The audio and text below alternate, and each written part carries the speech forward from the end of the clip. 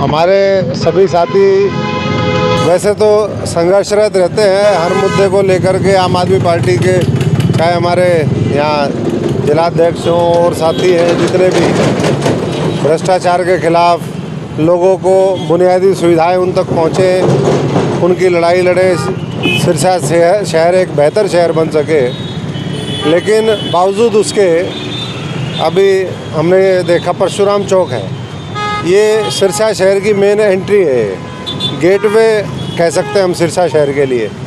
लेकिन आप अगर देखोगे पैचवर्क के नाम पे 50 लाख के पैचवर्क यहाँ पर पैसे खर्च करे, लेकिन गड्ढे यूँ के यूँ हैं। पीली पट्टी लगाई 40-45 लाख, उसमें वो पीली पट्टी ऐसा लगता है बाबा आदम के ज़माने की हो, ऐसा नहीं लगता कि कुछ दिन पहले लगी है। तो इससे पता चलता है कि पूरा सिरसा और जो हमारी सरकारी संपत्ति है, जो सरकार का पैसा है, जो हमारे टैक्स की कमाई है, वो भ्रष्टाचार की भेंट चढ़ा हुआ है। सरकार जांच करवाती है और जांच के नाम पे फिर किसी भ्रष्ट अधिकारी को लगा देती है या फिर पूरे मामले में लिपापोती होती है।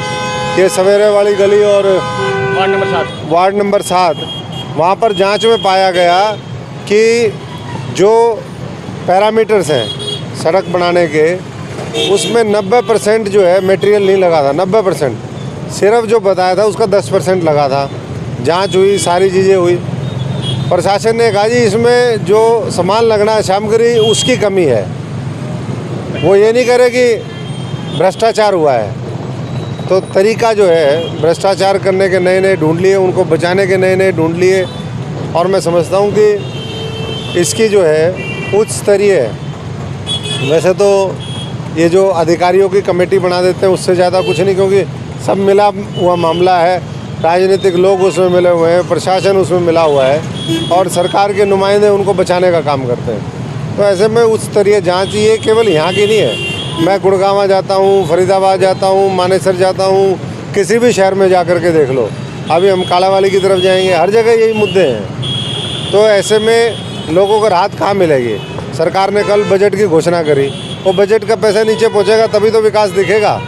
तो ना विकास दिख रहा है कहीं, ना लोगों को राहत मिल रही है। और आज भी लोग अपने आप को पिछले 9 वर्ष में, जब से केंद्र में भाजपा की मोदी सरकार आई है, प्रदेश में खट्टर सरकार आई है, लोग अपने आप को लूटा पिटा और ठगा महसूस कर रहे हैं। तो मैं तो सभी से यही कहूँगा कि आने वाले समय में इन मुद्दों को लेकर के और उग्र प्रदर्शन और लोगों के बीच में जाएं सारे साथी, और जनता को हमारा आम आदमी पार्टी का दृष्टिकोण भी समझाएं और कैसे ये देश बदलेगा अरविंद केजरीवाल जी के नेतृत्व में, हरियाणा कैसे बदलेगा, सिरसा को हम कैसे बदलेंगे, वो प्रारूप रखें। आप सब भी इसी शहर में रहते हैं, हम भी इसी में हैं। आज तक जो खेड़ से लोग हटाए थे वो कैसी स्थिति में रह रहे हैं, उनका जीवन पहले से और बदतर हो गया है।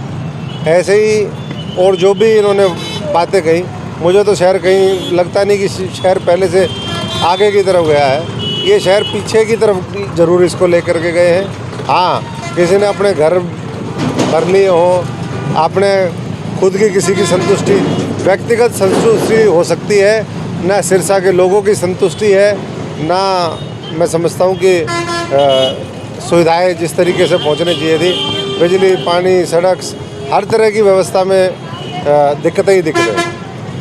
देखिए, कोई भी व्यक्ति सड़क पर निकलता है और जनता के लिए निकलता है तो अच्छी बात है, परिवर्तन तो होगा। किसके माध्यम से होगा, व्यवस्था परिवर्तन कैसे होगी, लोगों की परिवर्तन से पहले सोच में परिवर्तन लाना पड़ेगा। और सोच में मैं समझता हूँ कि हरियाणा के लोगों के, इस देश के लोगों की सोच में बहुत परिवर्तन आया है कि 9 साल में 10 साल में हमें कुछ नहीं मिलने वाला, और ना कुछ मिला। किसानों को सड़कों पे बैठना पड़ा, 1.5 साल धरने लगाने पड़े, 700 लोगों को अपनी शहादत देनी पड़ी, और लगातार कर्मचारी रोज़ सड़कों के ऊपर है। 1 रैंक 1 पेंशन को लेकर के पीछे लाठियाँ उनके ऊपर चलाई। नौजवान को रोज़गार नहीं, अपने अपने चहेतों को वो जो कौशल विकास निगम क्या बनाया है उसके माध्यम से लगाने का सारा सरकार पक्षपात कर रही है। नौकरियां उसमें भर्ती के घोटाले पे घोटाले हो रहे हैं। आज तक वो नहीं पकड़े गए जो वहीं ऑफिस में, मुख्यमंत्री जी के ऑफिस में जो लोग बैठ कर के जो उनके ही अपॉइंट किए हुए थे वो भी इसी तरीके से भरी है।